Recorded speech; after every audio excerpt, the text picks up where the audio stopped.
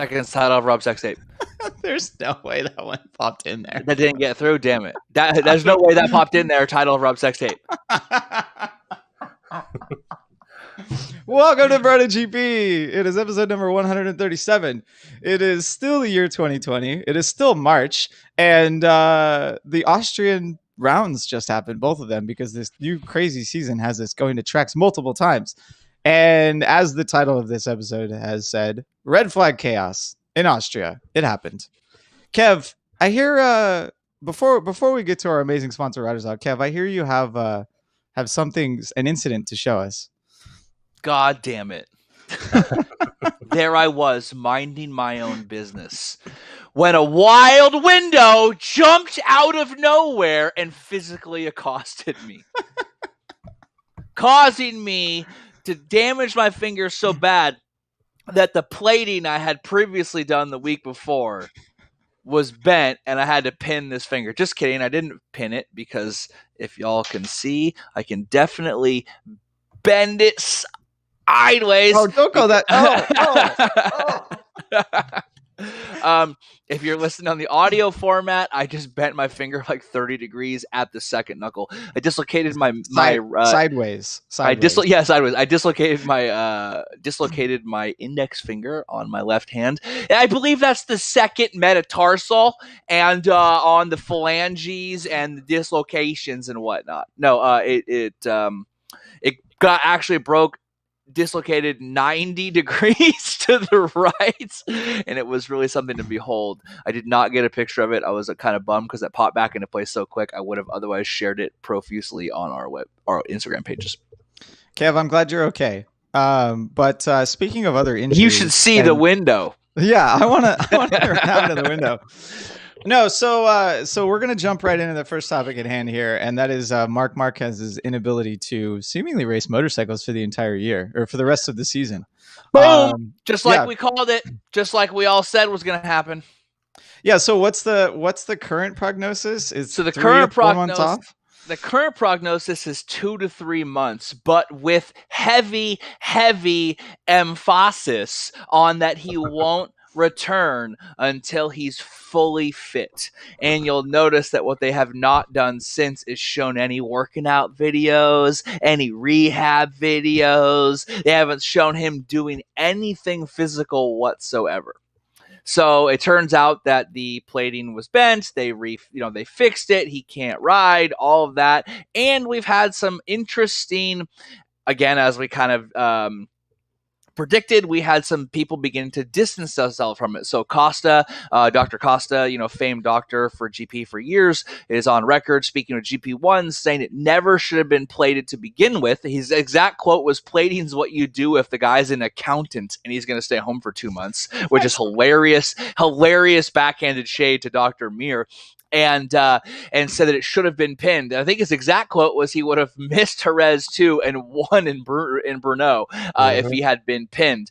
But he couldn't be pinned, as it turns out, because again, this is I'm punching way above my weight class here, but the idea was that the pinning surgery couldn't properly take place due to issues with his previous off-season shoulder surgery. And that was also one of the reasons why it was plated and not pinned. So we actually have now, just like we said when it happened, the idea that how quick you can come back from the plating.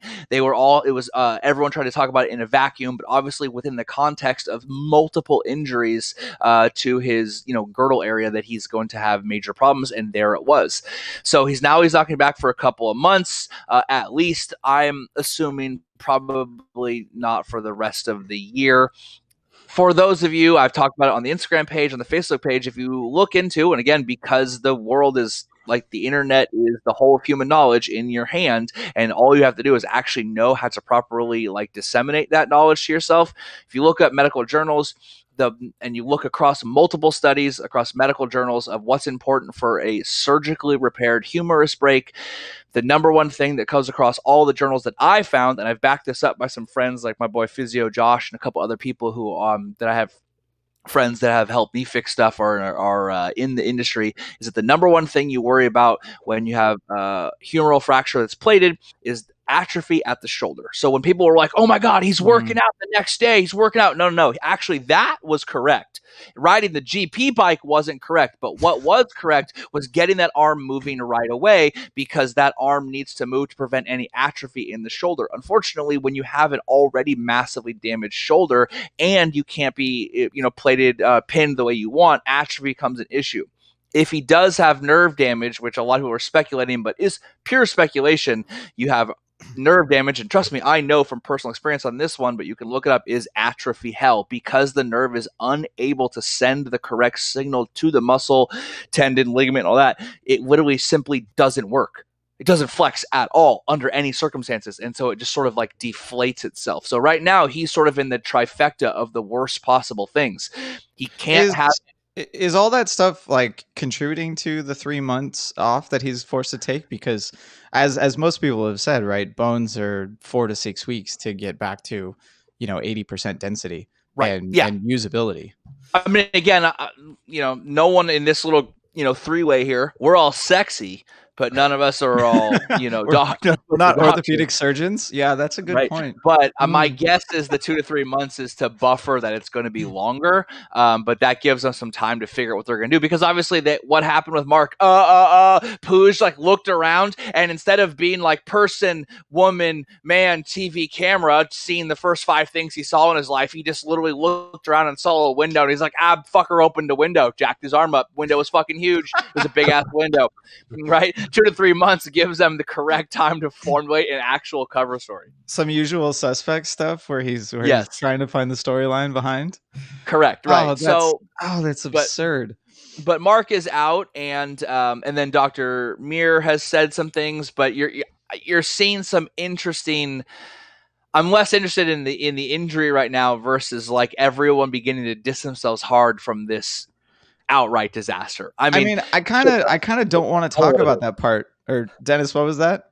Shitfest. Call it what it is. Yeah, right. Shitfest. Right. Yeah, exactly. I almost don't want to talk about that part because it just it's too close to home with other shit that's going on in the world right now. Right. I mean, for me, it just brings up other interesting facets like this. I mean, it's the first time Honda's gone the first 5 races with no podiums in 38 years. Yep. Oh, damn. Right. It's the first time, by the way, in the first 5 races that we did not have a winner named Rossi, Stoner, Lorenzo, Marquez, or Pedrosa. It's been 20 years since one of those guys didn't win one of the first 5 races. That's so nuts. Just because fucking Valentino Rossi has been around for forever. I was gonna say, right? That's the fact that he's still there improved that odds, really. Yeah, exactly. Right. Yeah. Made it significantly longer. Right. Made it significantly longer. Title of Rob Sexton. Wait, is that good? Yeah, we'll go with that one. Wait, was that good? Title of Rob Sex Tape. There we go. There we go. I mean, it is interesting to see the further shit show of people. The more interesting thing that happened is when that window jumped out and attacked me, it actually exited a moving vehicle while I was operating my 2-wheeled device that requires an M1 license to operate within the state of California. Luckily for me and my mangled metacarpals, I knew that when some event like that would take place, I would quickly type up Writer's Law with a Z.com. That's writers with a Z law.com. Hit up lawyer Rob Assai and say, yo, dog, these guys annihilated this finger, and this is how I make the money. Don't ask me any further questions on that. And so they got me right up, and they said, you know what, Kevin? We're the kind of business that believes in what we do so hard that we will accept no money, no payment, no exchange of currency for goods and or services unless they win me the case outright and I receive the damages that are rightfully owed to me. From that window. If a similar event were to happen to you, or any event that involved you operating your 2-wheeled motorized device on public roads in a lawful manner, hit up Writer's Law with a Z.com.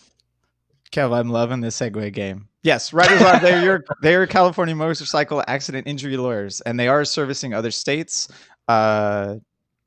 some now, more later. So give them a call, even if you're not in California right now. They will take care of you. Cy and Laura Robb, amazing lawyers, and they will go to bat for you in the courtroom.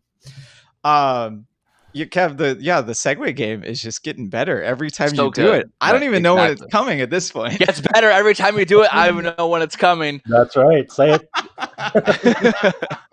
Forced. Yeah, exactly. For those of you that are just tuning in, Dennis, the godfather of MotoGP, the maestro, the creator, the founder, if you will, is joining us. Now also the OG of owning every single team shirt possible. Correct. Still a work in progress. Still a work in progress. Yeah, but you're going to need an entire closet just for your team shirts. What are you wearing today, Dennis? What are you wearing today? Right there, actually. This in is your man cave. Yeah, exactly. This is Goku. Saiyan. Come on, man. Blue and orange. My boy. Which would be Red Bull KTM. Right. Which we will get to in a bit. Yeah, we're gonna do things. I guess this isn't entirely chronological, but let's jump right into the end of Austria number 1. I mean, we'll probably touch on the crash that made Austria number 1 so much. We'll talk about that a little bit later, but I want to jump straight into Dovizioso's win and kind of finally showing that the old guys can do something again, or still do something in MotoGP. And it's weird for me to have that thought. Yeah, I mean, this year has definitely been such a transitionary year, but there he is again, the guy, just the workhorse, the solid dad style.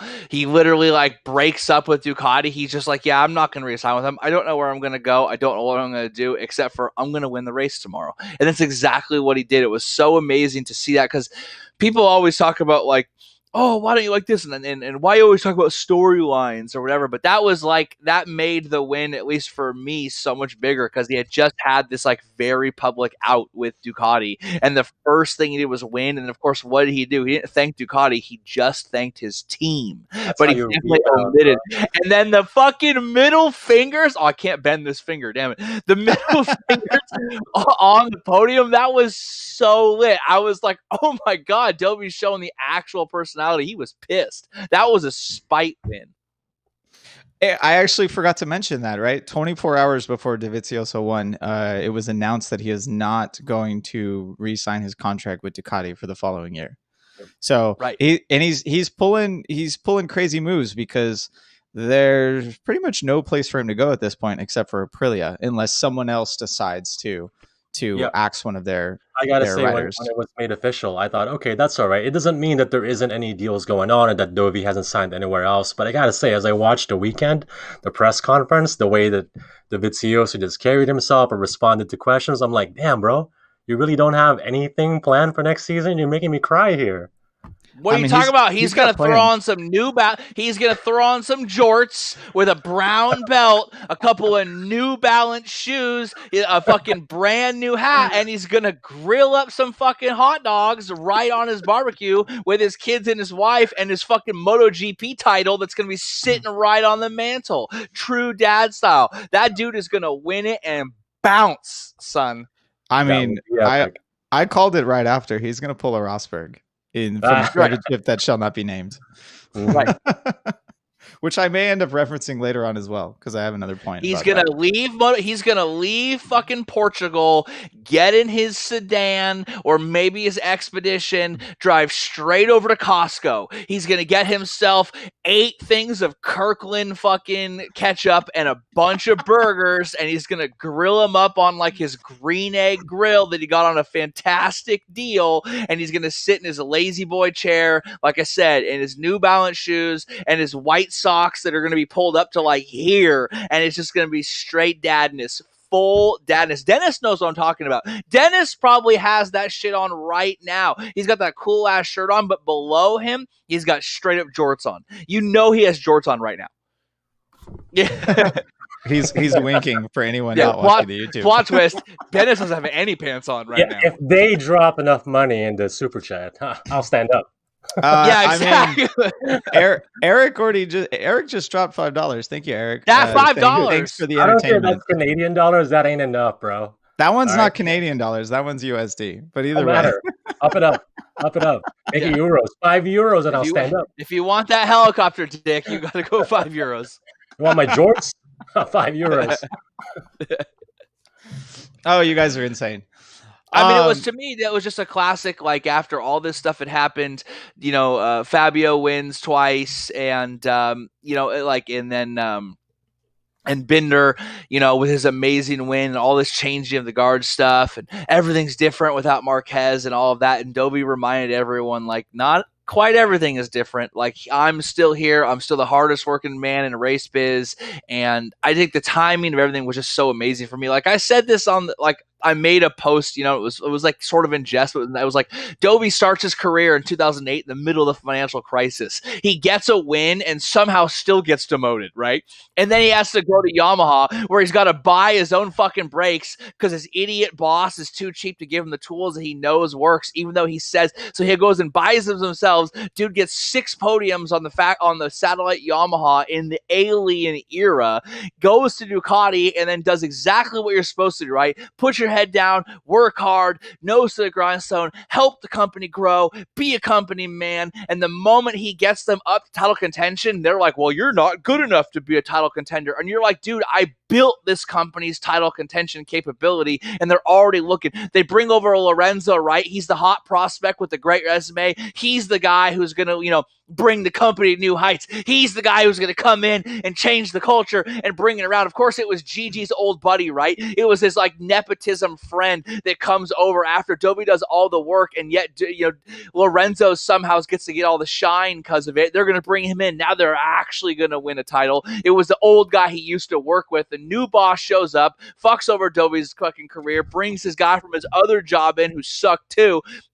And then they're like, and then finally he's like, fine, fuck this shit. And he's out, but he's going to win that thing on the way out. I swear to God, it's going to be amazing. I mean, you're just describing what it seems the to millennial be. Experience. Yeah, and also mix that with the Italians and Ducati in motorsports.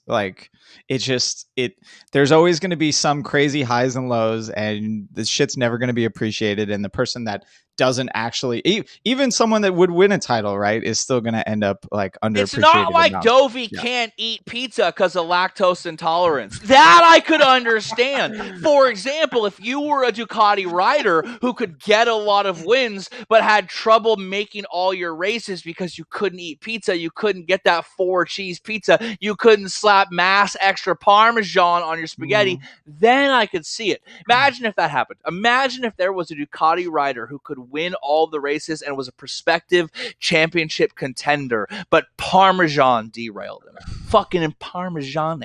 The Italians wouldn't have it. I mean, they're already talking about making sure that there's another Italian on the factory team for next year, just because they've got Jack Miller and he's not Italian. Street Fighter ATL, thank you for the $5 Georgia dollars, which are apparently not worth that much in California. I'm not sure that's Georgia dollars. That's what's up. Oh man. Yeah, the Ducati experience is very interesting. It just What the? Sorry. Oh my God, what? I don't even know what that is. I don't know what currency that is either. You got to do it. Stand up. Wait, I got to know what currency that is first. There is now a super chat of 500 something. Yep. 500 yen, apparently. Time to stand up, Dennis. Thank God. Woo. Yeah, no. Come on, that's the third one. You got to do it. You got to do it, Dennis. One drop. You got to do it. He's I think Dennis doesn't actually have pants on. I got I don't have pants on. I have shorts on. Do you have jorts on? Do you actually have jorts on? Did I call that jorts. Perfect? Damn it. They want to see my Casey Stoner tat. No, you give me enough money, I'll get CS27 on my neck. No, wait, just kidding. That's the right. Yeah, because you'll do it. Yeah. Do you have a motorcycle tat on your calf? I don't remember. No, I don't have any motorcycle tat on me yet. Oh, okay. All right. That's all Kevin's area. Area. Yeah, see, this guy's right. The first yens ever sent there. You got to do it. We have to get demonetized. This is turning into an OnlyFans account real fast. If Dennis doesn't my shorts, relax. Can you see that? Look at that. All right, but stand up, do a little Captain Morgan. Do a Captain Morgan for him. Do the Macarena. Oh, Morgan. All right, got it. Dude, we just got another $10 from Giant. Oh, Mark. hey. Hey. Jesus Christ. This is the best. We're gonna beat Bella Thorne and OnlyFans, yo. Right. Yeah, we'll go with that one. Idea: we start an OnlyFans account, but it's just pictures of Buster. That would do really, really well. Wait, can we include Pearl and Citra as yes, well? Correct. Right. Pearl's currently sitting at the window looking out. Very. All right, let's So get back Dovey to got motorcycle kind of an racing. amazing. Dovey got a win that just felt like poetic justice, and to me, it just was like. It sounds weird. As I get older, I just liked. I've always been a fan of Dovey. I've been a big fan of him since he came in, but he's kind of endears me more year after year. I imagine being. It's just like the criticism is, "Oh, you didn't beat Marquez." What the fuck? You know what I mean? Like they're gonna dump him because he's the second best. He's gotten second 3 years straight. They give medals for that. Imagine if you got second in the Olympics 3 times. You'd be a fucking American hero in a fucking vast number of sports. The idea that he got second. If Dovizioso has a sense of humor, he's gonna run the rest of the season with the leathers on his back that says "underappreciated." Instead of undaunted. Exactly. That's what he's got to put. With the 8 in the middle of underappreciated. Thank you, Ed McMahon, for the 5. I think this one's €5. Oh, there it is. That's €5. Yeah, coming on up in the world. Yeah, I don't know if it could be more endearing. Like, we already liked him because he kind of always has that underdog appeal going for him. Because he's never beaten Marquez. I would say he's a little bit of a Cinderella story. You know, the way that he came up and then just not appreciated, and then he just kept trying to prove himself. Yeah. Super Mike said everybody didn't beat Marquez, so Dovey's nothing special. Everybody except Oh, no. Well, I added the last right. part. Right. Everyone well, not Lorenzo. Lorenzo beat Marquez. Mm-hmm. True. All right, I think we got to get off of Dovizioso and move on to the second Austrian round. Any closing thoughts about the? Yeah, I mean, Rob really wants to get off that big Italian sausage. So I mean, I don't know what the deal is, but definitely is out of character for Rob. So it makes me worry a little bit about what's going on. Oh no! I didn't expect you to go there. I mean, yes, title. I like Rob. You could see the gears turning. You could see them turning. Mm-hmm. Like, you didn't mean to go there. Talking about the butt. All right. Patrick is reminding me. Shall we talk about the crash? The Zarco versus Morbidelli? Zarco. I mean, no, yeah. Should we say versus? But yeah, either way. Let's talk about the crash a little bit. Here. So the play-by-play was essentially that Zarco and Joan Zarco, Franco Morbidelli were coming down the straightaway. Zarco was behind, used the Ducati horsepower and a little bit of the draft to pass Franco Morbidelli. He passed him on the left side down the straightaway that has a left kink. In doing so, it kind of ruined his line a little bit. So when he passed him on the left, he then kind of swung a little bit further out to the right because of that left kink. Yeah, a little wide, and then but he's still trying to bring the bike back to the left to get closer to the curb to make a right-hand turn. In doing so, he pretty much ends up right in front of Franco Morbidelli, and the Franco Morbidelli ends up running into the back of him. I mean, just from my point of view, just from seeing that part of the incident over and over and over again, and then later hearing the team publish that Zarco actually braked later into the corner that time, right. I got to wonder what Franco Morbidelli was doing. Well, I thought that it was, I mean, you're smarter than me, Rob, but I thought with Zarco getting in front of him, that created like an instant draft for Franco that probably he didn't account for. So he got on the brakes like he normally would, but that extra draft meant that, he was carrying more speed than he normally would anyway, and that's how he ended up running behind Zarco. Yeah, I mean, and when you're talking, feet with a motorcycle right in front of you, it's reaction times, right? Like if you miss your braking marker by a tiny bit, you're a tiny bit late, you now can run into the back of someone. I mean, and I'm not I'm not a professional motorcycle racer. Whenever I get draft passed and have to break into the corner, I usually break a little early because I don't want to run in the back of them. Yeah. Or Change your line.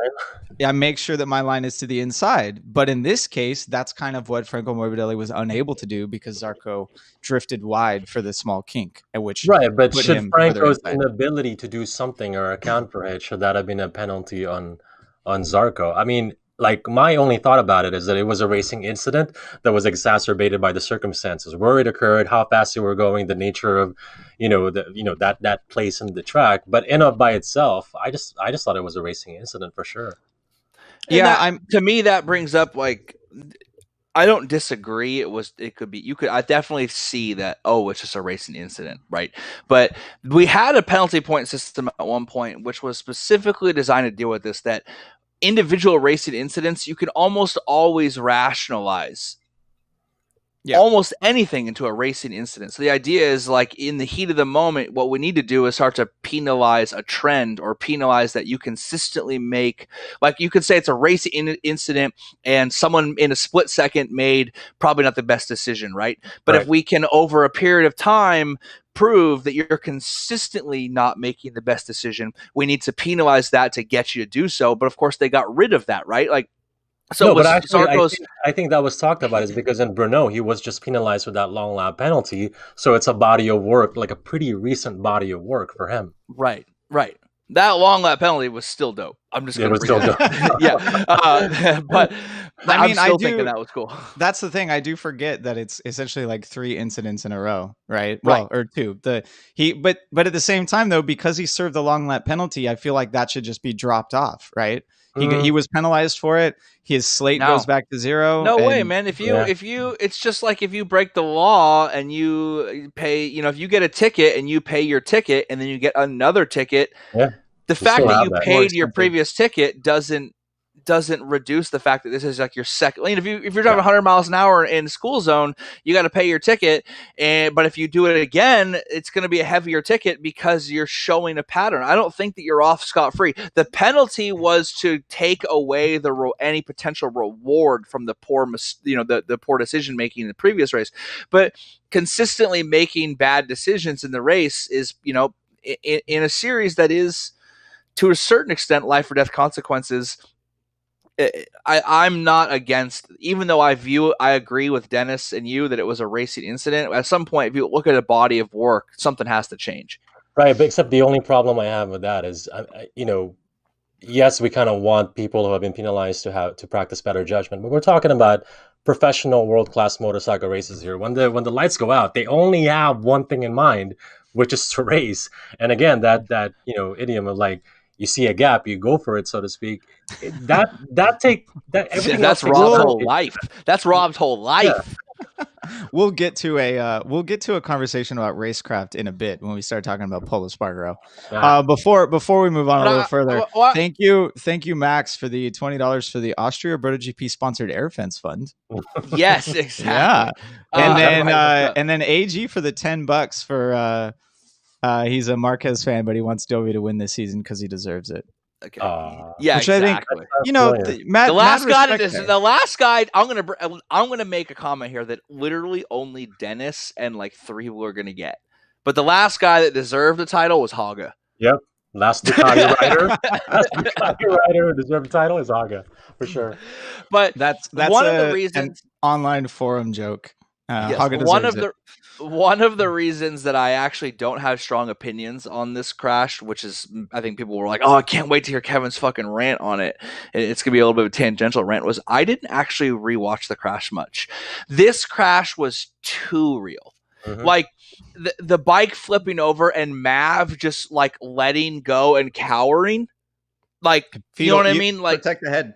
Literally like cowering from it, like, and then I was really frustrated by how they glamorized this near catastrophe. Like the last thing, like Rossi's in the pits, right, and they're just zooming up on his face, and the guy is fucking whiter than these shades right here, and he's pale, he's completely white, he's wide-eyed, his eyes are dilated, bigger than Trump's during a fucking rally where he's hopped up on Adderall, and And it's like, I don't want to see this guy horrified. Why do you keep showing me this, like a grown man who's horrified? Stop showing me these men in the middle of terror. I was actually super bothered by the crash and the way that they like consistently turned it into a like let's penalize Zarco, but let's take advantage of this moment and like sell you on the danger. It reminded me like the early UFC days where it was like, oh, just bleed, man, like human cockfight. Like, we're past that. This isn't the Isle of Man. This isn't like the Manx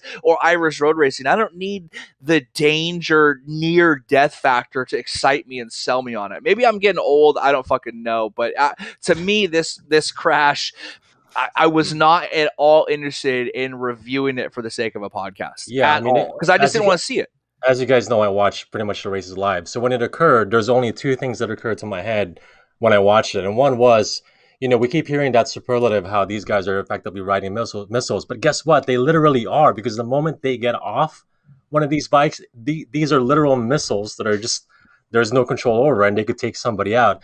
And then second, just, it's a very quick and stark reminder of how close tragedy can be in the sport. And we've witnessed our own fair share of tragedy, but we can't forget that it could just be the next corner for these guys, And I think that exactly. And while there's so many safety advantages that have taken place, right? We see the all of the suits now have the air system required. We've seen that they've been more strict with the helmets, right? To the point where some of the riders had to slap fake stickers or stickers over their helmet, right, for their sponsors, because their helmets hadn't passed yet. And all that's great. We saw in Austria too that a small section of air fence not being there meant done. Close it off. We got to fix it, right? And I applauded that decision. All of this, the technology exists to make this sport as safe as we can. It's a mitigated risk. Rob's a rock climber. Rob knows you don't just go up there with shit cams. You use the correct safety equipment. Or in Rob's case, he just climbs in the giant fucking wall he built in his front yard, which is amazing. You can follow him at RW. It's in the backyard. It's in the backyard. It's in the backyard. But you're right. You don't go up there. If you have your rack with all your gear, you make sure it's the right gear. You don't go up with frayed ropes. If you've fallen on your rope dynamic, you have only so many falls on a dynamic rope before you got to fucking cut it in half and use it at the gym. You know what I mean? Like, you can't take it up on the wall. And it's the same thing. I like that this sport is getting safer, so that they kept using the danger near death factor as a selling point turned me off a lot. And it bummed me out because Austria 1 was so rad in every aspect that it's just really, it bothered me that we had to, consistently focus on this one talking point. Yeah, I mean, I yelled at during the incident, I yelled at the TV enough to get Luca to run down the stairs when I was watching the race. And then my curiosity as to what actually happened is what kept me watching the feed. But yeah, I mean, I agree. It's at some point they were focusing too much on the pain and discomfort of who are effectively our heroes, right? Right. For it to even fall within reason, right? Sure, show the incident from every angle, show it twice, but don't show it for the entirety of the red flag session while they're, getting Franco to the ambulance and cleaning up the track and picking the bikes up and getting us to race again, right? If anything, we got to be focusing on the fact that there's the race is coming next, and these people are going to be doing what they're paid to do and what they're so good at. They're going to be doing that next, right up. Yeah, I mean, thankfully, race 2 in Austria was much more awesome to make you forget about all that sensationalism, right? Well, I barely even knew it happened because I didn't watch it live because I am getting old and I sleep in. But I was watching it, and I was watching it on MotoGP.com. And the crash happened, and I had been messaged a million times already, everyone's okay, but holy fuck, it was pretty scary. And then the crash happened, and then you know how it buffers sometimes? Yeah. And then it jumped forward to Mir on the podium. What? And I'm like, what the fuck? What the like, they spoiled it for me on the no spoiler page. I did not press anything. I was chillaxed back, son. I was so far from the fucking computer, and it buffered Mir's ugly ass mug right on the thing, holding up his little fucking trophy. I'm like, what the hell? They just spoiled it for me. It was like, this is, you got, so now I'm scooting back trying to get back to the race to see where I was at, and I'm accidentally constantly clipping back on Rossi looking like he just stared the Grim Reaper directly in the face, and I'm like, this is a nightmare. Oh man, that's a poor experience for you, Kev. I'm sorry to hear that. I mean, Almost whenever as bad as when the fucking car threw that window at me. I also don't watch it live because reasons. But the spoiler that I get is whenever it loads up on my TV, I always see how long the footage is. Right. And it's like, oh, this is 2 hours and 10 minutes. Something happened. And right. Yeah. You guys talk about watching. I'm gonna start another MotoGP fan page. It's called MotoGP After Dark. You know, for the people who watch the races in the morning. Yeah, right. Oh, you mean MotoGP before dark then? No, after dark. Before morning, before sunrise. You got to have a better name than that. Yeah, shout out to Hafiz Siren for being okay after that horrific crash in Moto 2. Pelvic contusion is what he suffered, but otherwise okay. Yeah, I mean, my one of my brother-in-law sent me like a clip of the Moto 2 race or of that crash, and I was like, dude, the other race was just as bad, like, or worse. And he doesn't even watch motorcycle racing. But either way, MotoGP before light is what Eric just said. I feel like that's a good one. That's too PG. I mean, that's just too PG. Pre-dawn. But it's subtle though. Like, I don't know. Before light. Yeah. So we had Mir overtake Jack Miller on the final corner for. Was it the final corner or the second to last corner for second place, and then Jack Miller getting on the box in third. I think it was the final corner, if I recall correctly. I like that. So much happened in Austria in the last like 12 days. I'm like, my brain is spinning. It's all just like a soup of awesomeness. And this is going to lead into Austria number 2, of course. But I love it that motorcycle racers, literally the best racers on the planet and the best people in this form of motorsports, they forget that the fastest way around the track is the qualifying line. And we're like, I feel like we're going to continue to talk about this point for the next half an hour. But it's just like Jack screwed himself by blocking into 2 other corners and didn't get a good drive, let Mir pull up to him, and then he blew the corner where Mir got by. And he tried to rush the corner instead of doing what he like. Instead of like Jack Miller is arguably the best Ducati qualifier at the moment, and instead of doing that, he lost the position. So, but all right. Any other points for Austria Race 1 before we move on to number 2? I mean, I gotta get like real for a second. Rob will probably melandry me here, but it doesn't count since he's come back and racing again. So it doesn't matter if I get melandried. But the biggest problem I had with the crash is this weird trend that instantly happened, and I'm sure it was in good faith or good natured or whatever. But this is one of the reasons why I didn't really follow much with the crash and have a lot of opinion on what was supposed to be the biggest story. Was the instantaneous, like, Marco Simoncelli was watching over them, and the memes showing up of like Simoncelli protecting them, and they're being like, it happened or it almost happened to Rossi, but Simoncelli protected him this time and guardian angel. Shut the fuck up. That's not at all what happened. I hate to break it to everyone who tried to like use like a tragic event to somehow make this crash weirdly like entertaining or connection.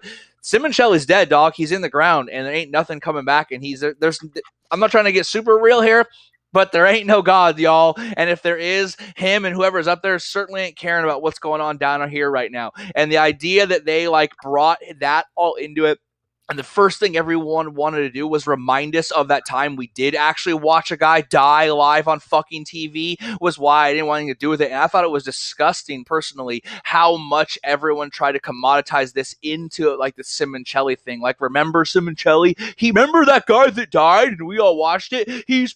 No one's protecting anyone from beyond the grave, because if they were, they would have protected Simoncelli. All we should be remembered is that what happened here was basically pure blind luck. That bike just didn't hit Mav hard enough to fucking kill him because he happened to be at the right place at the right fucking time. You can easily be in the wrong place at the wrong fucking time just as quick. Like this, I don't even have like a formulated thought right now, but it was driving me fucking insane. It was like I was almost just gonna delete the fucking pictures off of our Facebook group page, but they didn't technically, break any rules. But I just thought the whole thing was really weird. Like, yes, a bad crash almost happened. Why were we going to, in a weird way, fondly remember like it just brought back like, no, we saw a guy die because of a freak accident. Let's like do more to make sure these freak accidents don't happen, not like try to make ourselves feel better and feel all rose. This shit you tell your kids, man. You know what I mean? Like, no, this is not what happened. Like, what happened is that Mav is luckier than fuck. And Rossi too. Yeah, and Valentino too, right. I didn't need to be reminded later on. Like, I actually didn't see any of the Simoncelli references after the fact. And I'm glad I didn't. But yeah, I mean, I went there myself. Like, seeing the incident brought up shades of the Simoncelli incident, because no one wants to see their heroes die, right? So I don't want to see anyone die. Yeah. Right? Yeah. Stop everyone in the world for a second. Yo, stop killing people. Stop shooting dudes in the back. Stop going to protests with AR-15s. Stop having wars. Like, just like, unless you are in imminent danger, don't kill anyone. I don't want to see anyone die. And that includes the state too. Stop executing people. Just put them in jail. Like, but like, I don't want to see anyone die. I literally don't want to be reminded of it. It's 2020, y'all. We're reminded that shit sucks.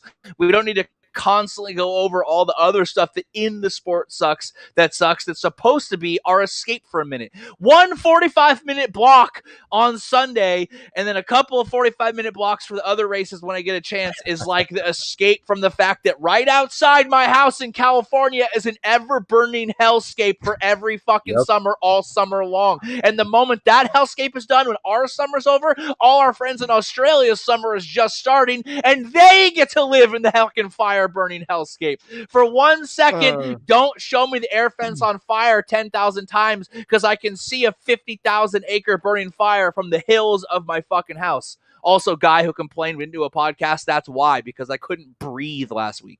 Noxious Butt Spray just said, drop truth bombs, not bombs. Yeah, exactly. Right.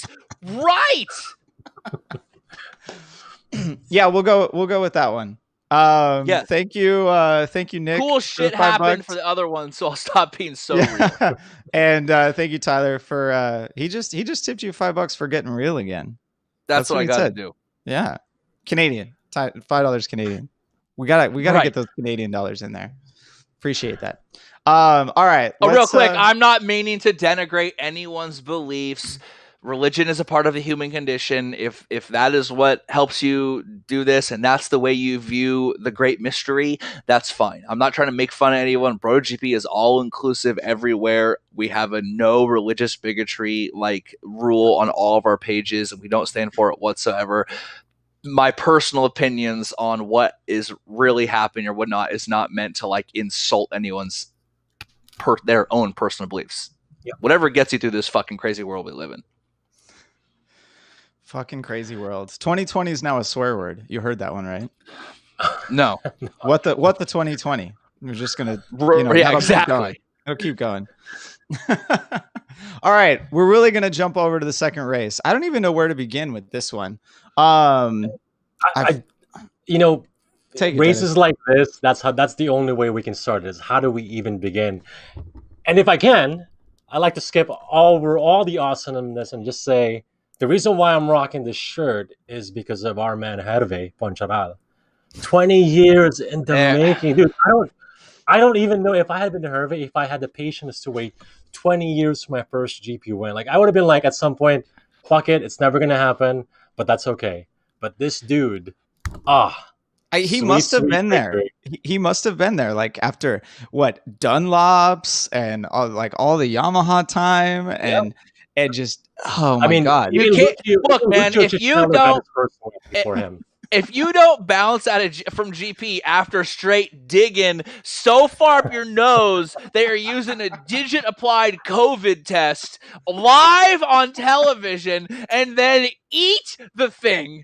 Because that happened. He ate a fucking book that he dug out of the back of his eye socket via his nostril cavity. If you're still in GP after that, you're in it for the long haul.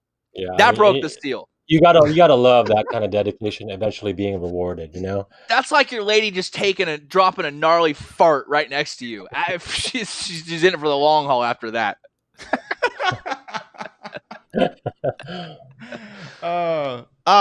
Yeah. So when they interviewed him after the race, it definitely got me a little bit because I completely forgot that he hadn't won one yet, which is same here actually. I mean, I've only been watching since 2008, but I've seen the times the season is coming and go, and the podium is coming and go, and the riders coming and go. But yeah, I completely forgot that they've never had a win, and it's easy to take for granted because even like I said, LCR has had their first win and multiple wins. But man, I forgot that Hervé never had one.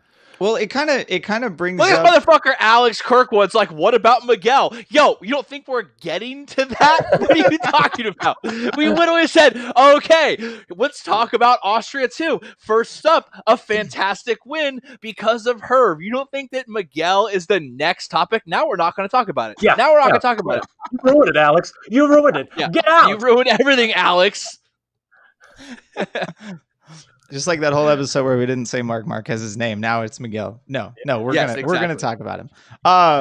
What the hell where was I going? Where was I going with Herv? I forgot. I lost it. Yeah, nose nuggets. Back to the nose nuggets. Back to the nose nuggets. Okay, wait. I remember. Hold on. Yeah. So the kind of the cool thing which is a part of Herv and Miguel and leads into this is we're seeing this crazy resurgence of all the private satellite teams now. Yes. Right? I actually want a Ruben Saus, a Sponsorama, Avintia race win now, you know? And 2 episodes ago, we had no idea what their sponsor name was. Right. And we forgot that now they're a favorite for the title. Yeah. I wish we could bet on like B-Win or whatever for GP in the United States. Hey, you could say that this right now we're living in a time where it's a little bit of a glimpse of privateer only, maybe, factory teams. Well, yeah. So HRC being nowhere in this championship is doing amazing things for the entire series. And I mean, I've said that a long time ago that the sport might be better if everyone was a private team and the factories just supplied equipment, right? It would bring more parity into the series. Well, we don't need it at this point. The regulations, this mix up of going to rounds when you're not expecting it and going back to rounds, and even we'll talk about this more when we get to KTM, but the concessions, right? And getting them if you haven't won and losing them the second you start winning and getting podiums, right? It's all adding together. It took a couple years for it to really build into the amazingness that it is now. But you lose sessions, you just start winning. No, so KTM actually they've now lost their ability to test.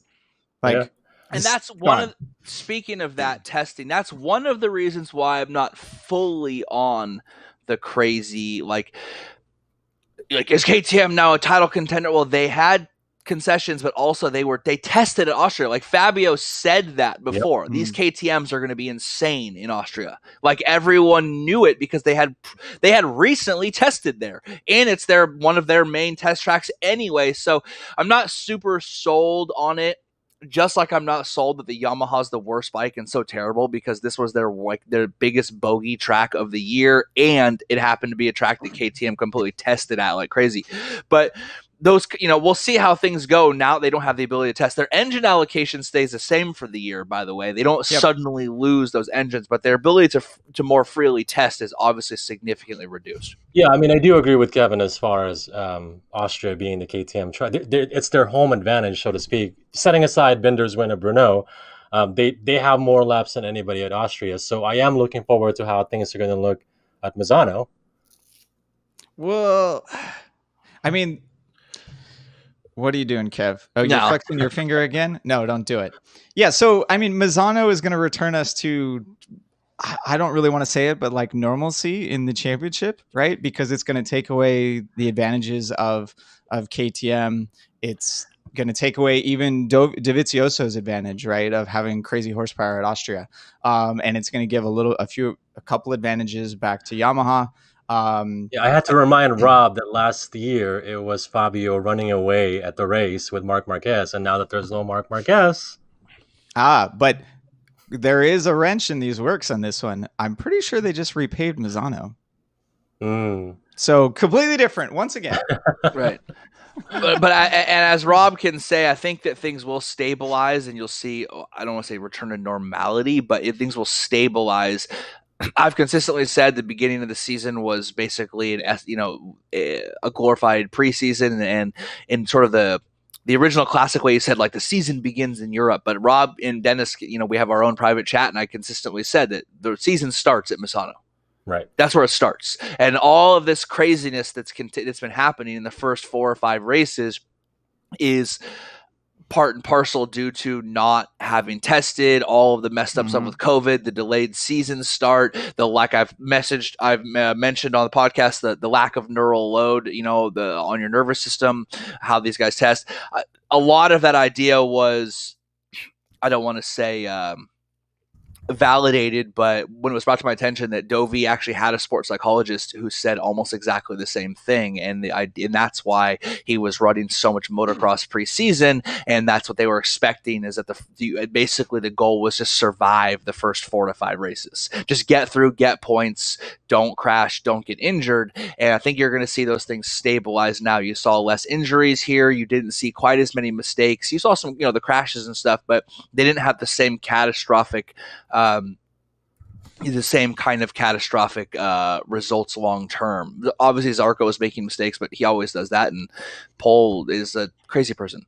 But I mean, and Jack Miller normally crashes, and he kind of screwed up his shoulder a little bit in Austria number 2, right? It kind of like, just looking at this season and not actually looking at any statistics or numbers, it seems like people are getting injured more than they normally would, compared to, because the crash rate may actually be lower this season than previous seasons, but it definitely seems like there are a bit more consequences. I don't know one, that could be wrong because I'm just guessing. I haven't added it up at this point.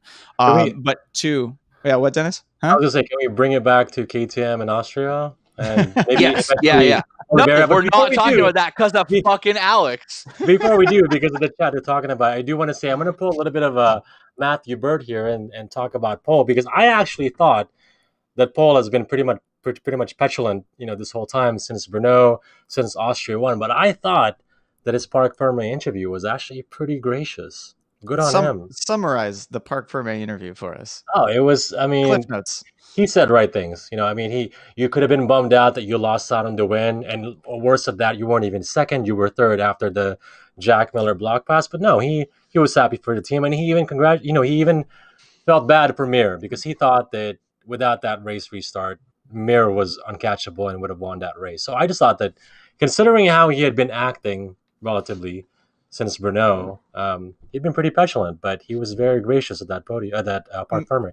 Maybe because he had already resigned himself to not win because of Mir in the first race. Like, that's why he was okay with not winning the second one. Right? Maybe. Like Pol's entire existence in GP right now just seems, he has the racecraft of like a Moto2 rookie. It's absurd that he could get to this point in his riding career and not be able to just chill the fuck out and do what he does, racing a motorcycle, and win the damn race, right? Except, Rob, if you found yourself in the lead of a super sport race, I mean, wouldn't you? No, but so that's the thing, right? Like, I was thinking about that with like when in seeing rookies and inexperienced racers winning GP races, I was like, how the hell are they able to do this? There's got to be so much pressure because they've never won a GP race. But we're talking about professional motorcycle racers that have won in all of the previous classes, except for Aleix Espargaro. Which is exactly why, like in 2006, they've mentioned before, they said, what do you expect from Dani Pedrosa on race 1? And they said, I expect him to be on the podium. He's the Repsol. He's a Repsol Honda rider. Like, there's pressure, but not like there was no pressure on LeBron James when he entered like an NBA for the first time. If you're good enough to be there, the only pressure is if you have imposter syndrome or you think you shouldn't be there. You know, I mean, I don't know if I want to give Pol too much credit. Like, he did the bare minimum. He just wasn't a dick. Like, great. You congratulated the guy that won and then said one guy who almost won didn't. That's kind of lame. Like, cool, man. You did the bare minimum. You weren't a shithead. Like, but if we go with actions speak louder than words, the rest of like the 2 weekends, he was a shithead. I knew this chick back in the day that had actions speak louder than words tatted on her, and it drove me nuts because I'm like, what the fuck? And her name was Crystal, so she was like a straight skank. Because anyway, if you name anyone Crystal, you're a skank. But that's kind of interesting because it's an action to get a tattoo, but she got words. Right, that's the whole like weird irony of it. Was very strange. But anyways, back to the guy who will never mention this podcast because of Alex.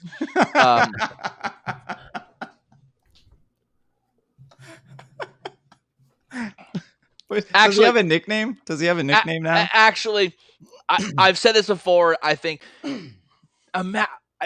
there's gotta be such a crazy feeling to be the first person from your country / culture to like. Yeah, I think you said that about Top Rack, Turkey. Yeah, and I've said it many times, but I mean, Binder? It's one of the great things about this the international nature of this sport, and it's one of the great things about the increasing parity and I think the getting rid of the sort of Spanish armada, so to speak, is that like this is a truly international sport, and like you saw that guy, like that meant so much to him, and I had so many messages from like Portuguese fans, just like the South African fans that are going fucking nuts on Binder, right? And rightfully so, right? If that's your country and culture and you're into that kind of stuff and it gets you feeling good about you and your place in the world and the people and your life, that's fucking amazing.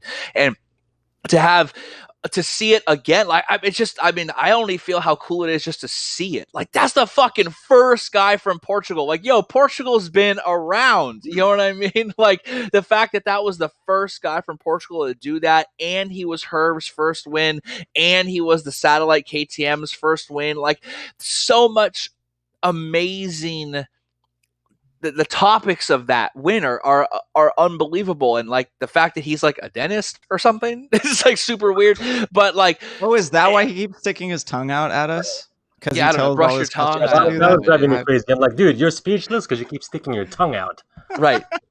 But to me, it was so awesome. I mean, I literally lost my shit. I did the like straight up standing thing. Like, I said, oh my god, that's what I did. I stood up for the last lap. I was standing up like, holy shit, this is going to go down. And then, of course, it did. And you know what's funny, too, is like in the absence of Marquez, everyone just sort of like collectively decided to shit on Pol from now on. And so they were like, yeah, fuck, Pol didn't win. Fuck you, Pol. Like, it was like, what did I do? Like, I got KTM to this point. Everyone's like, ha, you don't get to be the guy that wins. You don't get to be the hero. It's like instantaneously everyone just like looked around. They're like, that fucking Pol guy, right? Yeah, fuck that guy. And it was like the whole fandom was just screaming. Are you saying that Pol is Dovizioso at Ducati? Say that again? What? That Pol is a Dovizioso in KTM? Now, who's that guy? Get him off the chat. That guy's definitely not. Definitely not. Like, no, it was just like, everyone just instantly was like, yeah, fuck Pol. I don't know. If there can't be a villain in the story with Marquez right now, we're like just going to make one. So we're just like fucking Pol. I don't know. It's like 9/11, right? Like, guys from fucking Saudi Arabia. And they're like, fuck Iraq, fuck Afghanistan. I was like, they just made up a completely different enemy and everyone went with it. It was like, that was the weirdest thing ever. Like, people just shitting on Pol. But I mean, it's funny. Whatever, fuck it. Dennis Sully wants your reaction again, but in slow motion. Yeah, well, see my response. Oh, I missed it.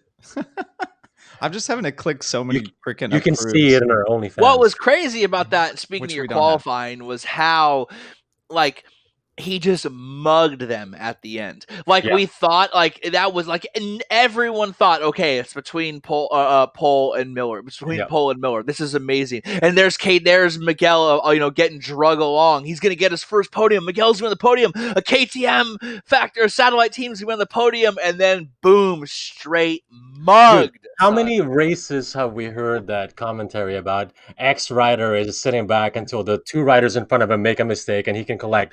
It finally happened! This is the second time Pol's got cuckolded by dudes on his own team. And this time they made him watch. He was like going for that, and he plowed, and he looked around in the middle of that, and he just dropped it in the booty. And nothing he could do about it. They were into it. They were excited. They were like, yup, down for the butt. That was like the craziest thing. Was I kind of feel bad for Pol. Like everyone's losing their mind at KTM, and now if he wins, it's like expected. Hey, like the excitement is off. If Pol wins, they're still gonna give the credit to Dani Pedrosa. Yeah, I'm getting that a lot lately. Like, why are they winning? Dani Pedrosa. Dani Pedrosa. Why are you winning the guy who didn't race the bike? Why are you winning Dani Pedrosa? Right, is amazing. Mike Leitner and Dani Pedrosa, right? HRC ditched or them the, both. What do you call that? The electronics guy that they poached from McLaren F1. Oh, I didn't see that one. It's not that surprising though.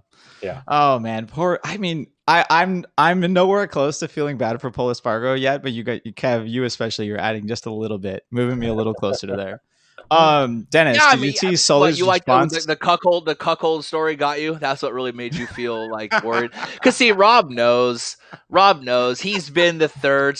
So many times dudes are like, oh, they want to see Rob fucking plow their wives. Rob doesn't do that shit. He's a one lady man. Sully, thank you very much for the Rob is no Jerry Falwell Jr., that's for sure. I have no idea who that is. Dennis, are you gonna do your celebration in slow-mo? For Sully? In OnlyFans. Oh my god damn, you're gonna get us. My favorite part about this, and I kind of don't want to say this because it's only going to make it worse, but most of you people don't know that Dennis is cripplingly shy. He's so shy. He's the people shyest guy you. Kevin, I don't understand why Dennis, IRL, Dennis is like the shyest guy you'll ever meet in your life. It's fucking hilarious. He's so shy, you can't believe it. So when me and Dennis go around, it's amazing. But Dennis is like so shy. So you guys are like literally attacking his kryptonite. This is his weakness. You're getting him right now with it. I mean, the least introverted of the three of us is me by a long shot. Right. Yep. Yeah. Absolutely. Yeah. I was completely prepared for 2020 and Zoom friendships because, like, I've been, like all my best bros, I just like spend time talking to them via video. We just record it. That's the only difference. Yeah. Right. We already have Zoom friendships going. Right. I'm glad we're not Zoom online dating. It'd be terrible. It'd be terrible. It would be pretty brutal. I'm sorry. I'm sorry for even bringing that up for anyone that is Zoom online dating. I feel for you. Why did I bring that up? No, what were we talking about before that? Let's go back to Miguel Oliveira just for a little bit. That's an ugly ass BMW he won, by the way. You don't like what is it, an M4?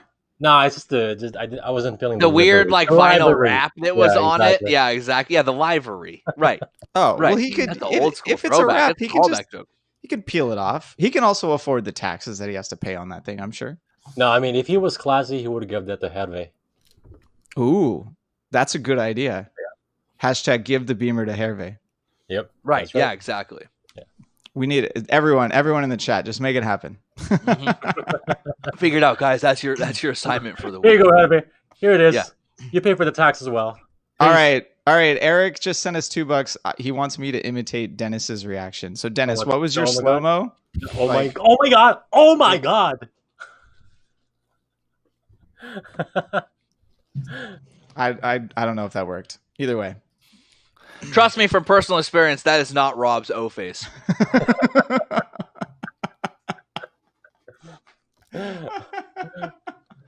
All right, what else is on the list? Oh yes, I really want to talk about this. I want to talk about the complete lack of consistency in MotoGP at the moment. It's the reason why we're having so much fun. I mean, It's what's there to talk about? it's fucking amazing, right? I mean, Like we went from like Fabio's gonna like walk away with the title because he won two races in a row to like, oh my god, Yamaha is making bikes unable to break and explode, and Fabio's never gonna win another race, and the title is going to Brad Binder. Like, no, the title is not going to Brad Binder. No, right, yeah. 3 weeks ago, 80% of the country of South Africa, 100% of Johannesburg was like, Binder has the title, just put his name on it now. He's going to win the whole thing. And then Austria happened. So the cool thing is, it's cool for us. It's probably painful for the racers that are actually trying to put together consistent performances, especially if your name is Maverick Vinales. But it's cool for us, but they are going to have a hell of a time stringing together any sort of results, right? This is going to be shades of 2006 all over again, where we have the lowest point total ever for the championship winner. Even if and of course, we're going to calculate this based on per round. I think there was a stat that actually Fabio in the first 5 rounds has a lower point tally than Nicky Hayden in 2006. Oh, no way. I think I saw that stat actually. Even with 2 wins? Even with 2 wins. I've got to go check the MotoGP Wikipedias for this. By the way, that's how I do it, everyone. You just go to MotoGP Wiki. So MotoGP. I mean, the lack of consistency is clearly, like we've said this before, right? Like getting a bike that can make 107% of qualifying isn't really that hard. You know what I mean? I mean, isn't really that hard for an engineering team, a manufacturer. Getting a bike that can get 20th through 10th is hard, but not as hard. But we get the law of diminishing returns, right? Mm-hmm. Getting that final performance 2 or 3% that requires you to consistently win or requires you to consistently podium is millions of dollars. You know what I mean? Like, excuse me.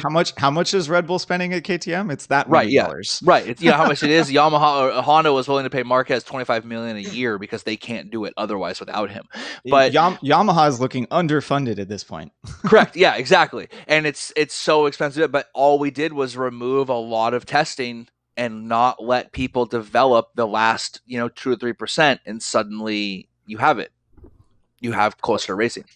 Well, and it's at this point it's even more difficult, right? Because we've talked about this in previous seasons, and it's even more true now. The top 10 is ridiculously difficult right now. Absolutely, because right. You're 1 second behind in FP3, and you're not in Q2. Right, you now have to go through Q1, and because of that structure, only the top 2 make it, and all of those people are very close. I'm surprised that Rossi has made it through a couple of times, but then again, and then I'm not surprised when he's only able to qualify in 12th or 10th or something.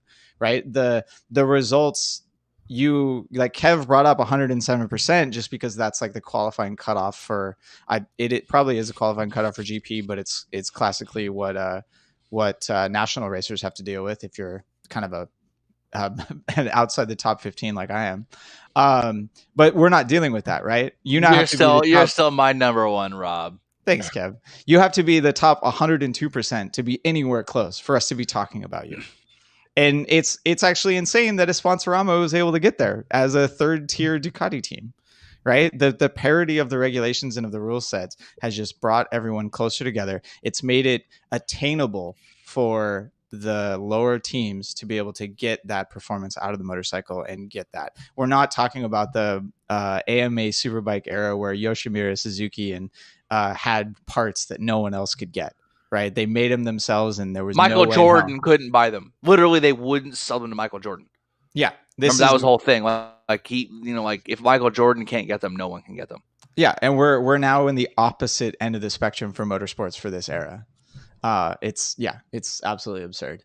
And psychologically, a lot of these guys are who would have been used to just like, let me get a podium because of Marquez, or in the years, like you talk about how much like the years where it was Valentino, Casey, Danny, and Jorge all in their prime. 4 of the greatest of all, some of the greatest of all times. You know what I mean? Like the amount of wins those guys have, if you combine them together, is a huge chunk of the 900 that we've had, right? The idea that you could even get on a podium was kind of like you couldn't. That's where the whole alien thing came from, right? The four guys controlled top four positions, and they accounted for basically the entirety of the podium except for Donington 2009, right? Where Dovey got his win in the rain, like in a weird flag to flag crazy race. But now that doesn't exist, and suddenly we see rookies winning, satellite teams getting podiums. Like now that we've broke the seal, so to speak, and people know they can do it, and like we've said a million times on the podcast, that confidence level, right? That's going to give you a 10th. Just the knowledge that you can do it. Which is worth more now than it was back then, even because a 10th is gonna. It's like Moto3. A 10th is gonna move you up 5 positions.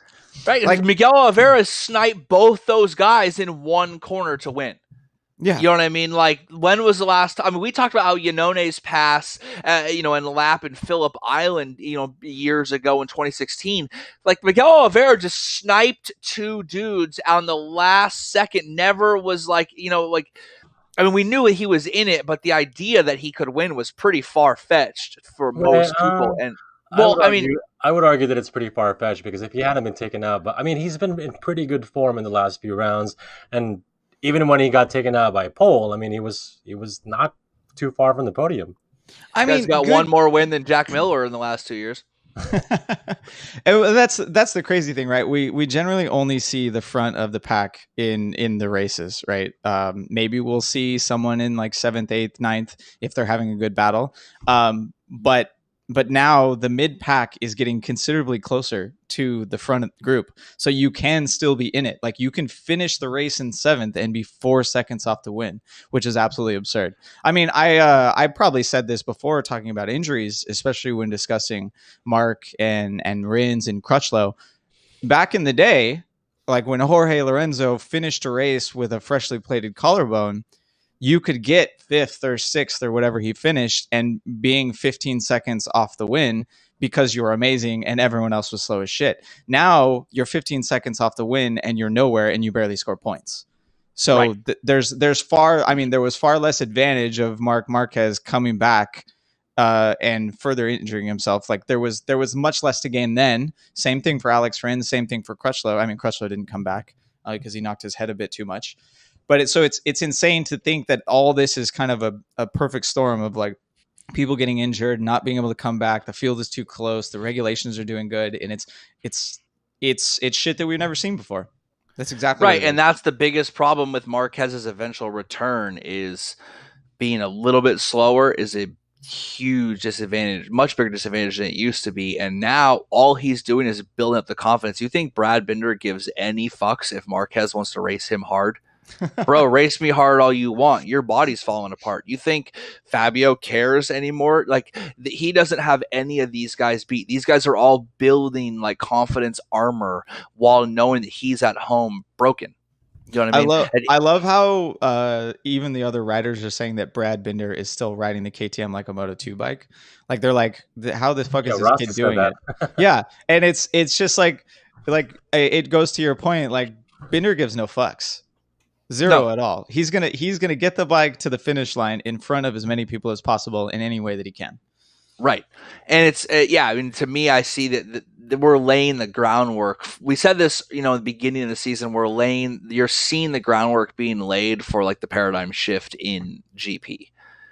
Like Marquez is definitely worried right now that his healing ability is way less than it was.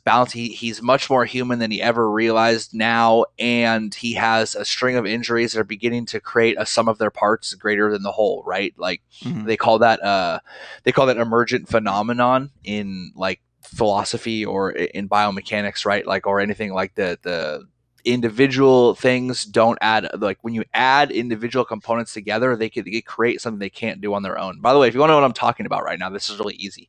Your wrist articulates this way, your elbow articulates this way, and your shoulder can articulate in a circle. None of those things can perform a straight line on their own, but all three can perform a straight line movement of your hand. That's a super, super simple way of explaining an emergent phenomenon. But what you're seeing with Marquez is that all his individual injuries are now adding up to, yes, you should be able to ride with this injury. Oh, wait, I can't because of previously existing injuries. And now they're starting to exacerbate each other and cause mess up his kinetic chain. Meanwhile, you're seeing Binder, like Oliveira. We never would have thought 12 months ago, if you had said that a KTM satellite rider would have enough fucking balls and cojones to go, under Pramac and a factory team and slide under to steal the win. You'd be like, the fuck you talking about? These guys have so much more confidence than they ever had. They have so much more swag than they ever had before. We're creating a zone of self-belief for riders right now that's going to carry us as fans for like 3 years. It's kind of like I see the groundwork being laid right now, just like I saw the lack of preseason and load on your nervous system causing a lot of problems and poor judgment. I think you're seeing the groundwork being laid right now psychologically for an absolute paradigm shift. That doesn't mean that Marc Marquez isn't going to win a title or two. He probably will, but I think what you're seeing is he doesn't own these guys like he owned everyone in 2015. I mean, 2016 or 2014, right? Like he owned these guys. Yeah. He owned them like hook, line, and sinker, right? He had them. All he had to do was the title jumped in the boat. All he had to do was smack it with the oar, to steal a Grandpa Simpson quote. Totally different when he comes back. When the paradigm shift is done, he's going to be the oldest one with results in the championship. Correct. And it's going to be him fighting off the kids. Right, because Dovi will be gone almost assuredly, and Valentino is all these kids' fucking hero. They all love Valentino. All these kids were 9 years old, right? Were 8 years old when Valentino was winning his last couple championships. They all idolize him, and yet Marquez is going to be the old guy that they're coming for. The whole shift it's completely changed, and it's kind of wild to see the greater picture unfolding. I mean, we're essentially seeing, or over the next 2-3 years, we could be seeing 2007, 2008, 2009. But instead of Rossi having competition with the aliens, it's now Marquez and competition with everyone else. Totally different. You never know where it's coming from, right? Like in 2008 and 9, Valentino knew he basically had 3 rivals and had to work with them, right? Like you have no idea where it's coming from now. You have no idea what's going on. Over the last couple of years, especially when we had so many winners, that actually was an advantage for Marquez because he was the only one that would consistently get the results and everyone else would have a win and then get 7th place, right? If the consistency of this season moves on to following years, it's going to be Marquez's title for sure, just if he's able to get back up to his previous level, because he'll just get 2nd and 3rd place and win the title while everyone else is off the podium. But I don't know. I mean, that's all these young riders. What's that old adage that we hear all the time? You can't make a slow rider fast, but you can make a rider that crashes not crash anymore. I said that wrong. Terrible. Kev, that was the worst explanation ever. Yeah. You can take a fast rider who crashes a lot and make him not crash, but you can't take a safe rider and make them fast, which I don't think is true at all, because that's Dovi. Dovi has he not won the title? No, but he has definitely consistently gotten better. I don't. Or can I just say the current number 27 flag bearer, Iker Lecuona? I mean, I currently say his name again, Dennis. Iker Lecuona. Ooh. I'm not gonna lie. I'm not gonna lie. 6-12. 6-12 right now. You're lucky that camera's not rotated down a little more. I've decided to invest in Lecuona, not just because he's carrying my number and in case he's owner's number, but he's a little bit of a Cinderella story for me. I mean, that kid is his GP career overall started in 2016. He is way behind in GP. He has half the starts of all of Exactly. So Remy Gardner turned that ride down, you dumb fuck. Hey, if we don't have anything else on our syllables, I have a Dennis questionnaire for the two of you. Oh my God, I am so ready. I don't even know what this is. I think we might not be done with our syllables yet. Go ahead. No, we're done with the syllabus. There's just some fan questions. Kev, why do you hate Jack Miller? I don't hate Jack Miller. I don't know why people keep saying this. All I'm saying is he's not like the great hope ever. Like he's not. People apply how good he is onto him. It's better than he is. They act like he's this title. I mean, I'm going to say this. He's probably going to fucking win the championship this year because of 2020 is so Oh my wild. God, that would But be they so act amazing. like he's this title contender, like he's just due for a next win anytime. Bro, it's been 5 years since he won a race. Yeah. And don't at me with this satellite Pramac bullshit, because we got 3 satellite wins this year, baby. We got 60% of the wins are satellite riders. Yeah, I knew that one was gonna get you going. Yeah. There are a bunch of people talking about tires in the chat right now, and I'm tempted to jump in. Fucking But they're speaking of Well, 6 to actually, I was 12, going to ask Rob you, is Rob. ready to go. I didn't realize that we have new tires for this year, but that kind of explains why it's a little bit of a shades of 2016. You know? it's a new rear tire, and Yeah. it's. I haven't read exactly what they changed, but the end result is that there's significantly more edge grip, and Right, it's been fucking with the Ducati. So Dovizioso is unable to get into the corner the way that he wants. And the thing that I heard was that him and Petrucci were essentially getting the bike sideways early on corner entry, and then using that to finish. Not as early as Jack. Holy fuck.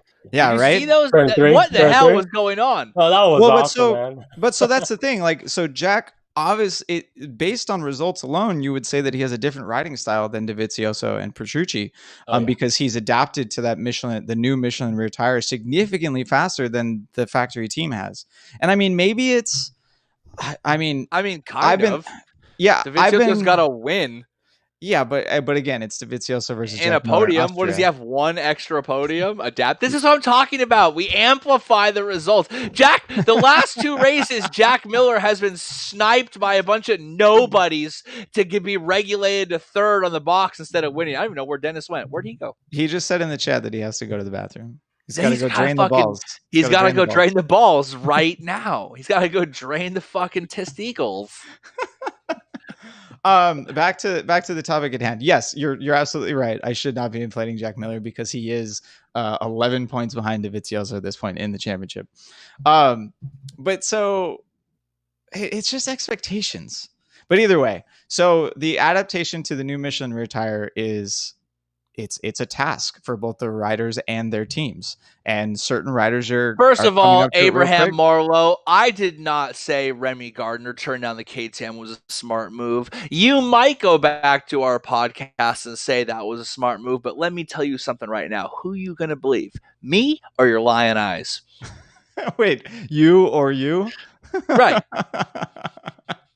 All right. I don't know. I like Massimo Marigali.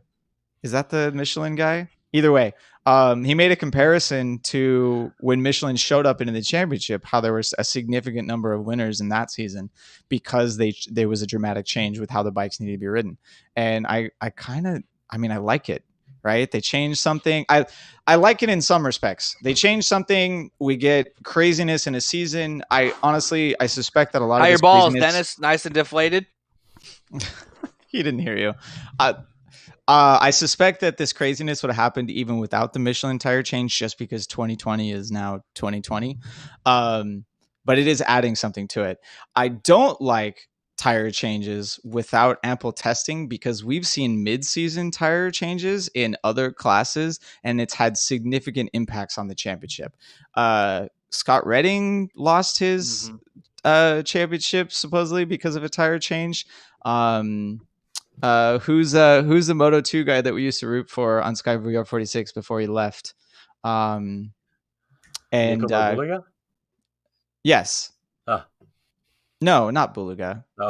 Balda. Baldessari. Oh, Baldessari is not getting on with the new Michelin tire on the Triumph versions of the Moto 2 bikes, and he seems to be nowhere in all the races. And that was a guy that I rooted for, and he won races. I expected him to be in GP shortly.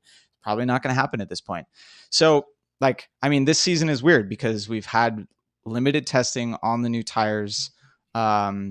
Maybe that's why KTM is doing so well, because they've had more time to adapt to these tires. And we've seen early on, like Brad Binder's performance early on and Pol's kind of has showed that they've been able to take advantage of this tire. And maybe you'd guess, or maybe you'd say that in ways that Ducati hasn't been able to. It's all crazy. It's kind of weird to think that something that was instituted for parity's sake, right? A spec tire so that it's equal for everyone, is actually still making things unequal because of the way that they introduce new things. Right. Yeah, the application of that rule is still wanting. Yeah, I mean, I've been obviously of the opinion that if they introduce if they update the tire, you should still have access to the old tire. Because it shouldn't be spec tire, it should be spec supplier. There's no reason that Michelin couldn't make, if you get rid of one tire, in mid-season tire change, I believe if teams are saying, hey, we want this, you should get that. But teams who are saying, hey, I like what we got, that should stay. The allocation can be updated, but never have ones withdrawn from allocation unless it's for safety reasons. If they say, hey, we have to withdraw.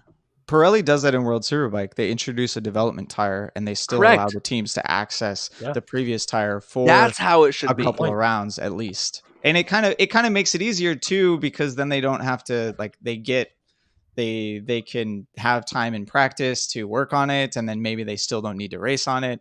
So the moral of the story is don't watch MotoGP, watch World Superbikes. No, that's not the moral of the story, not in any way. Where does Sam Lowes rank among all-time riders? I don't know, but I have a Mark VDS picture. Maybe I'll wear that next time.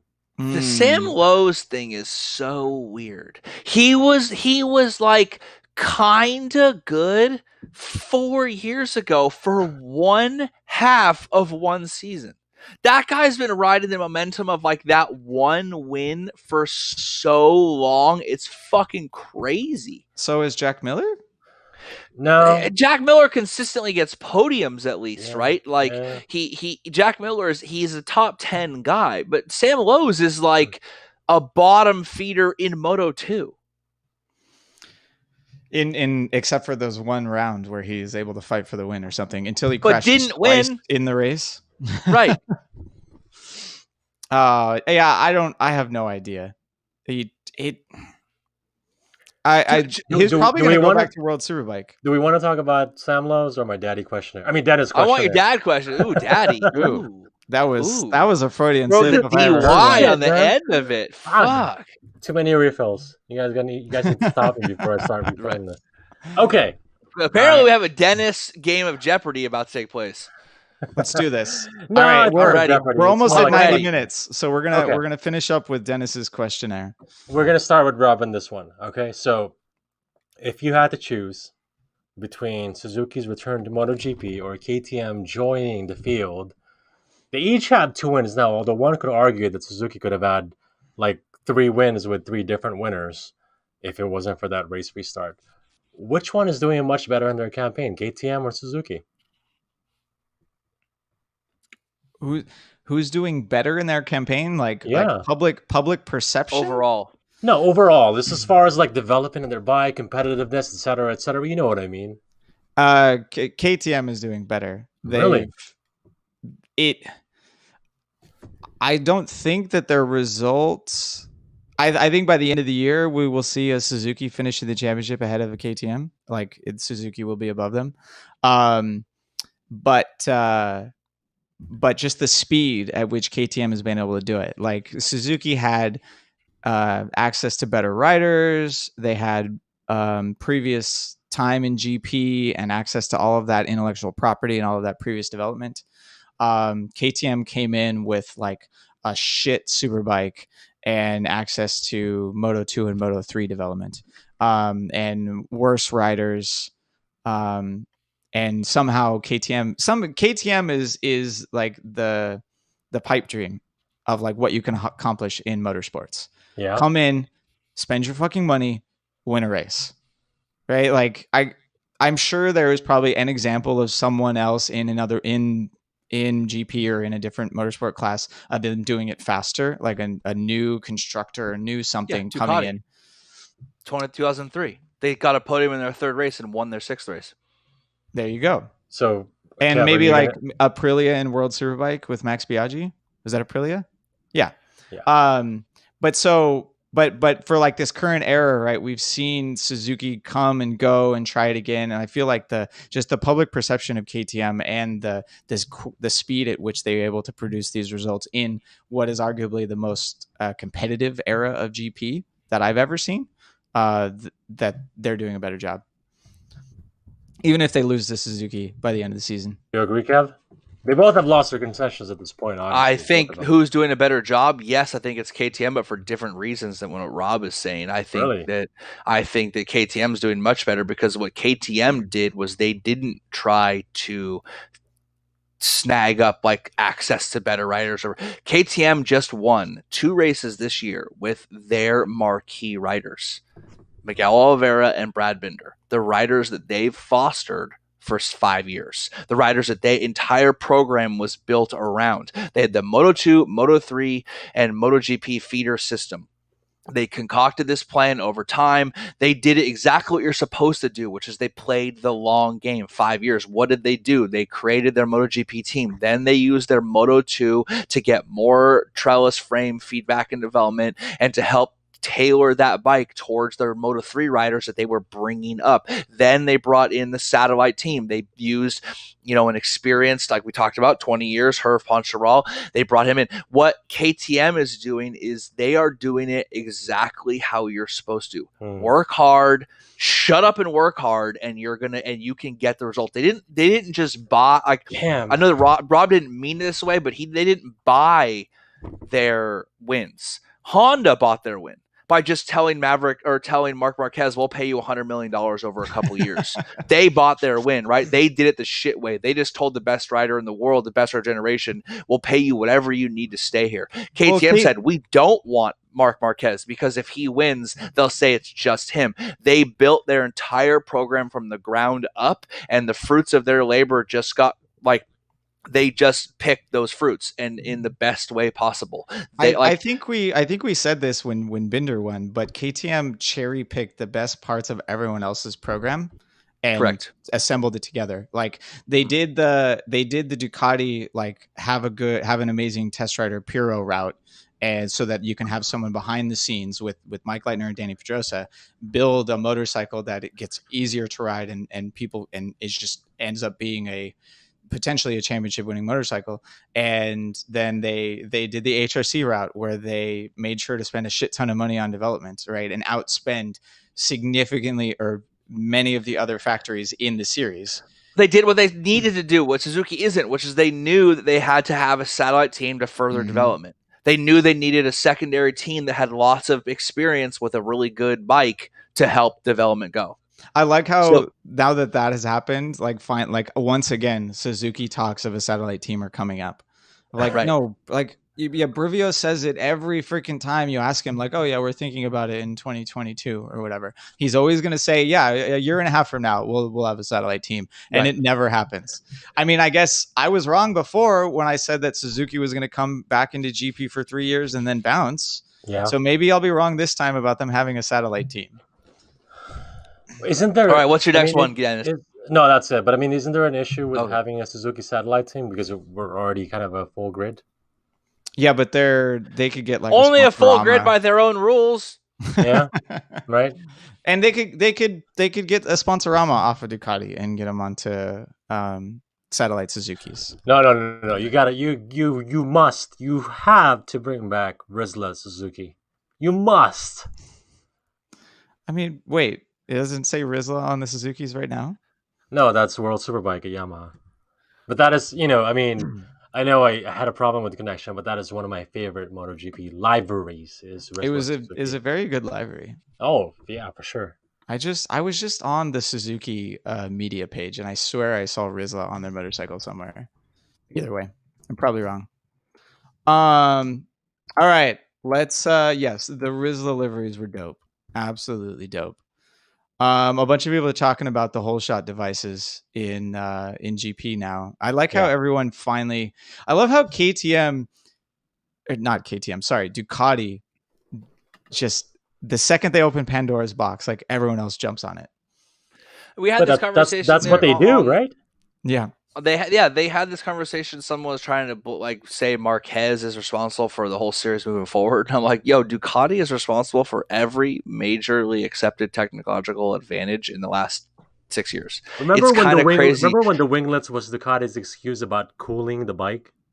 Yes, then, correct. Yeah. And then the under the rear winglet was the excuse the of rear cooling the rear scoop, tire. yeah, Exactly, and then the fucking salad box and the whole shot device. Yep. Like the stuff that they come up with is so wacky. It's hilarious. But what's interesting is that like that's a good example, right? Like Ducati's does that, try to get their wins and fight, and then KTM does what we just talked about, and Suzuki's like, oh, we'll just have two guys and gamble on Mir.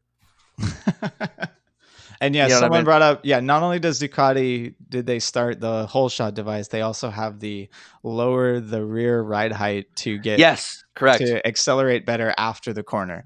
I do love how there have been times where the rider will activate that when the front tire is not on the ground and they're still kind of turning a little bit. Right.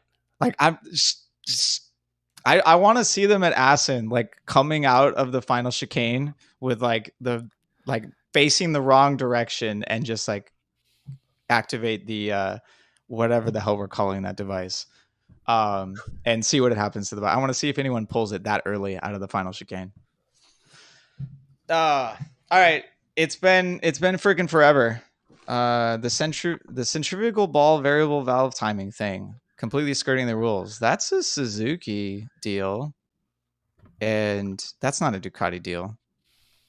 They even put that on their Superbike. The one final thing about all of these technological advancements that I just want to say, I love that it's separating GP from all other motorcycle racing. Oh, for sure. Even that I don't know what they call it right now, but that drag bike device that Ducati has, you come out of the corner and then it kind of squats the rear right in the rear wheel. Yeah, that hella weird, but I'm like, yo, whatever works.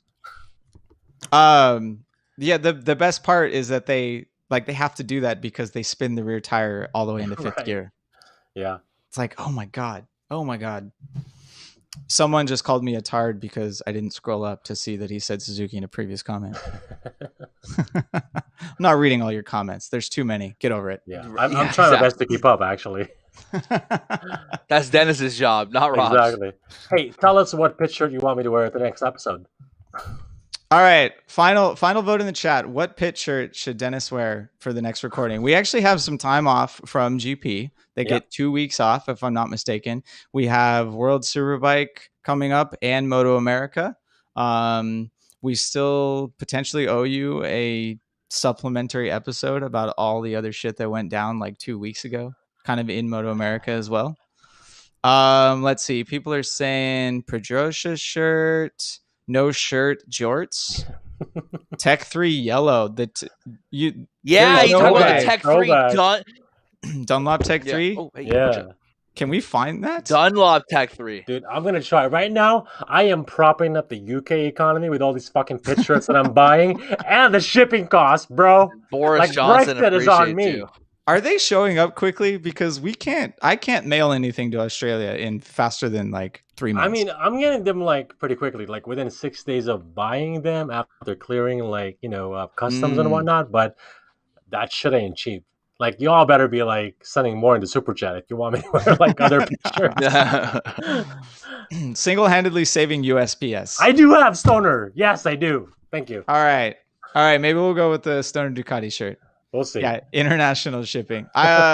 We are planning another shirt. But I'm a little worried because I can't mail it to people in Europe or elsewhere in the world. Sorry, I can speak. It'll take 3 months, like it did last time, and I feel bad. So I don't know. We're gonna figure something out with that. We're playing. Yeah, we got some pretty cool ideas for stuff, but man, the craziness of the world is. But the world isn't really like we need to stop saying that it's crazy because it's not. This is. I'm not gonna say the new normal, but this is the world that we live in.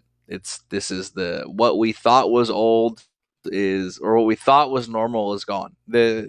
Chaos is the normal. I think the best way to put it is I heard it the other day.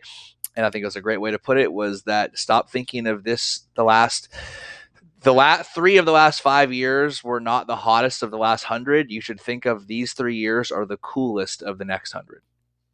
That's how I you feel should like plan on we're the bringing world. we're bringing this podcast just because we're trying to keep a sense of normalcy, because everything else outside this podcast is just straight up. Kev said it earlier. He has 45 minutes of escape Sunday morning when he wakes up to watch races.